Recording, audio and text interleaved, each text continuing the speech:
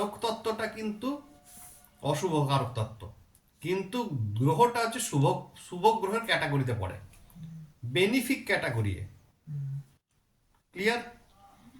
তাহলে এটা হয়ে গেল, এটা মেষ লগ্নের ক্ষেত্রে হলো। এরপরে আসি আমি বৃষ।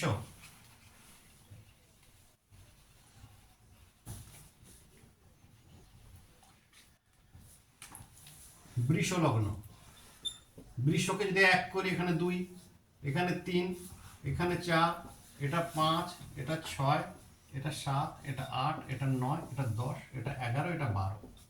তাহলে বৃষ লগ্নের ক্ষেত্রে তাহলে আমরা যদি যাই 1, 2, বৃষ লগ্নের ক্ষেত্রে সেম দেখে নে একবার, নবমপতি শনি, দশমপতি শনি। আবার হলো। তাহলে বৃষ লগ্নের ক্ষেত্রে নবমপতি শনি এবং দশমপতি শনি, ভালো করে দেখে নে। ঠিক আছে? তাহলে বৃষ লগ্নের ক্ষেত্রে কি হবে? শুভ গ্রহ কে হলো? শনি নিজে। বৃষ, শুভ, অশুভ, শনি হচ্ছে শুভ, শুভ ক্যাটাগরিতে পড়ে গেল। শুভ হচ্ছে শনি গ্রহ, শনি হচ্ছে শুভ হলো এখানে।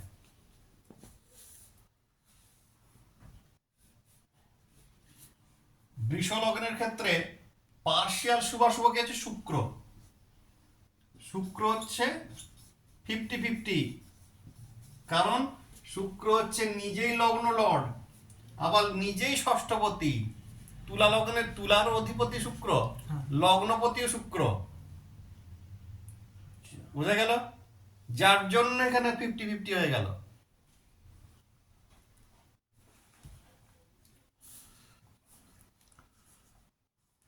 অশুভকে বৃষ লগ্নের ক্ষেত্রে অশুভ হচ্ছে বৃহস্পতি।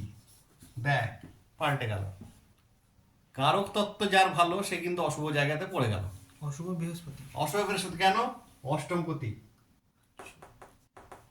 অষ্টমপতি নিজে, এবং অষ্টমপতি হওয়ার সঙ্গে একাদশপতি। কারণ হচ্ছে একাদশ ঘরকে কখনো শুভ বলা হয়নি আমাদের।